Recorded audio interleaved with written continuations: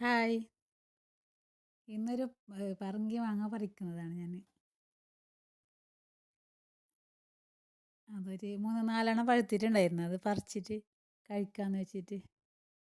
അത് നമ്മളെ മരം കുറച്ച് താഴെയാണുള്ളത്. അത് ഒരു 4 കിട്ടി ഞങ്ങൾക്ക്. അതെ, 4. അത് നന്നായിട്ട് വെള്ളത്തിൽ കഴുകിയിട്ട് പിന്നെ അതിൻ്റെ കൊരറ്റും ഈ പഴം വേറെ വേറെ വെക്കുന്നത് പറങ്കി മാങ്ങ. എന്നിട്ട് അതിലേക്ക് ഉപ്പിട്ടിട്ട് കഴിക്കണം. അപ്പോൾ ഭയങ്കര ടേസ്റ്റാണ്. അത് കൊരറ്റ. ഇത് പറങ്കി മാങ്ങ. കശുമാങ്ങ കശുവണ്ടിയെല്ലാം പറയും. നമ്മുടെ നാട്ടിൽ കൊരട്ടയും പറങ്കി മാങ്ങയെന്ന് പറയും. അതിനെ ഇങ്ങനെ ചെറിയ ചെറിയ പീസാക്കിയിട്ട് കഴിക്കാൻ. ഉപ്പൊക്കെ ഇട്ടതിന് മുകളിലേക്ക് ഉപ്പിടണം. ഉപ്പിട്ടിട്ട് കഴിക്കണം. അപ്പോൾ നല്ല മധുരം കുറച്ച് കൂടുന്നു. ടേസ്റ്റ് കൂടുന്നു ഉപ്പിടുമ്പോൾ.